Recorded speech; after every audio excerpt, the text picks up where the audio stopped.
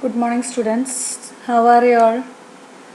I think you all refreshed after a long holidays, right? So back to community health nursing. So today we are going to see about another topic, that is about minor ailments. You all know about minor ailments, and in first year you have learned about first aid. In first aid you might have learned about few minor ailments and its management. So little bit detail about this. I think you all know about this. It will be a like a brush up class of previous what you have learned in the previous first year. So let's see. So minor ailment means is conditions that will resolve on their own and can be reasonably self-diagnosed. That is called as minor ailment. It is minor means it is not acute or not severe. It can be diagnosed by ourselves, and we could able to resolve with a minor interventions itself. We could able to resolve from this minor ailments. So now let us see the classification of minor elements. So minor elements are classified into two categories, that is general minor elements and systemic minor elements. So general minor elements, it include common accidents and emergencies which need immediate first aid. In this category include injuries, falls, dog bite, burns, high fever, heat stroke, diarrhea, fainting, etc. So these are the general minor elements. So immediate action is needed for this, and it is general aspect.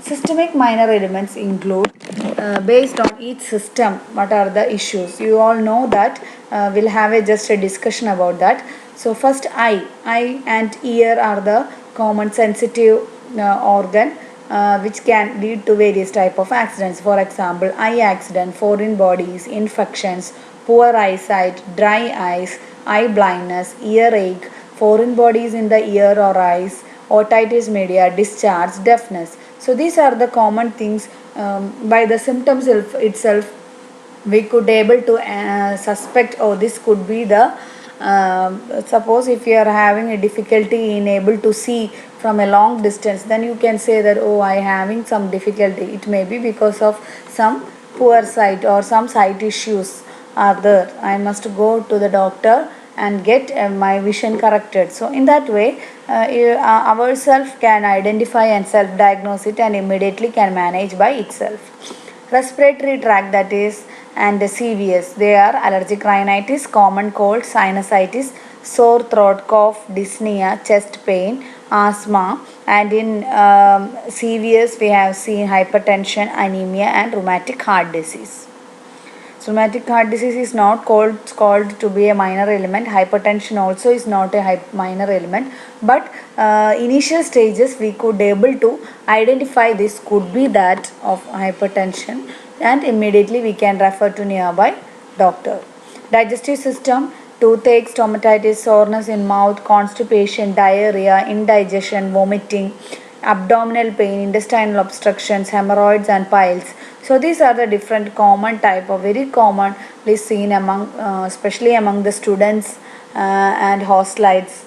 You might have faced all these, many of these digestive issues. Next is urinary system. Urinary system, we in that burning, micturition, retention of urine, urinary infection, renal stones. So these are the common minor elements seen. And if it is identified as a renal stone, immediately treatment has to be taken. You refer urologist and take the treatment. Next is neuromuscular system, that is headache, backache, convulsions, epileptic fits. Okay, these are the few type of neuromuscular issues. Reproductive system, mainly dysmenorrhea, heavy bleeding, soreness and discharge, breast lump. Usually dysmenorrhea and all is a very common problem among the teenagers, and heavy bleeding in case of sometimes lack of bleeding, the menstruation is irregular, menstruation is also a very common problem seen among the teenagers. Now let us see how we can manage all these minor elements. So we have 4 points, that is, first one is you have to assess it, then identify it, provide the treatment and evaluate. So these are the 4 steps. Under the assessment, you have to take the history, perform quick physical examination and identify the case, what it is, finding the cause, making the diagnosis and planning for the care. So after the physical history and physical examination, we are coming to a diagnosis and plan for the care. Whether we need to have a referral to nearby health center or hospital, or whether we could able to manage at home itself. So whatever it may be, we have to plan for it. Providing the treatment and nursing care. So next phase is we are providing the treatment and nursing care, thereby we are resolving this diagnosis.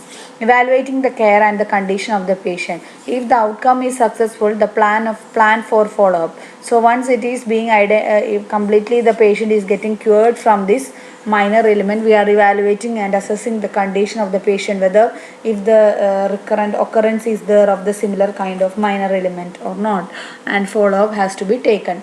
If condition does not improve or serious sign, and immediately then refer to the hospitals. So we have standing orders. You might have learned about the standing orders. Standing orders is nothing but it is the authorized doctor and the registered community nurse jointly releasing the standing orders. So mainly it is being jointly released by the standing orders, and you can refer to TNI book. Handbook is available in the library. You can get the standing orders from that.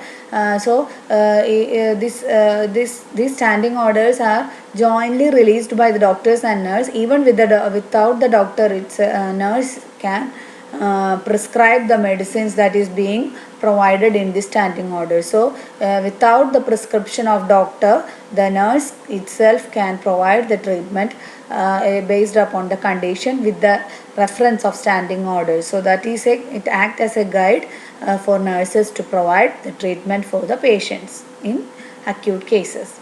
So it is institutional, general and specific type of standing orders are there. Institutional standing orders are standing order prepared with a view of available resources, staff position and objectivity of the hospital. So institution itself will be preparing a standing order. Difference will be there between government and private hospitals. For example, it is also called as a protocol type. Like for example, if patient is coming to hospital, if it is a private hospital, there is a pathway by which they have to move on. First, they have to get into the casualty, and there they have to do the minimum basic laboratory test, and once it is being identified, they have to pay the bill, and if the patient is an ortho case, immediately the patient will be shifted to ortho ward, and remaining things has to move as per the protocol. When it is being the government hospital, the protocol is little different. So in that way, each institution, the standing orders will be varying. Specific standing orders prepared for the trained medical personnels. Technical knowledge, specific skills are required. These orders should compensate the need of the doctor. Such orders enhance the quality of community health nurse. So it is a standing order. This is what I just told. That is the standing order prepared by the medical personnel, which is really helping a nurse to have a reference and act as a guide in providing the nursing services. General standing order. Common man is expected to follow some of that. That is, for example, if in patient is in diarrhea, you can provide ORS packet. Standing orders for the treatment of minor ailments. So similar like in case of diarrhea, the standing order is provision of initially stages. We are advising to provide ORS packet, advising for general education about foods which helps to hydrate the individuals to prevent dehydration, all that. Similarly, for fever, what is the minor ailment? Identification of vital signs, checking the temperature and other signs and symptoms along with the fever, that is nausea, vomiting, shivering, cold, running nose, fits, cough, etc. Provide rest and light meal to the patient. Prepare blood slide to examine malaria parasite if there is a prevalence of malaria. Give paracetamol tablet. Give lots of liquids to the patient. If the temperature goes more than 102 degree Fahrenheit, you have to provide tepid sponge, or accordingly cold compress and cold sponge can be provided. So this is a standing order. If it is not being managed with this, then the patient has to be shifted to the hospital. and if continuing with that, monitor the pattern of fever, wait for 2 days. If fever is accompanying with rashes, then we have to isolate it, maybe because of some communicable diseases like measles or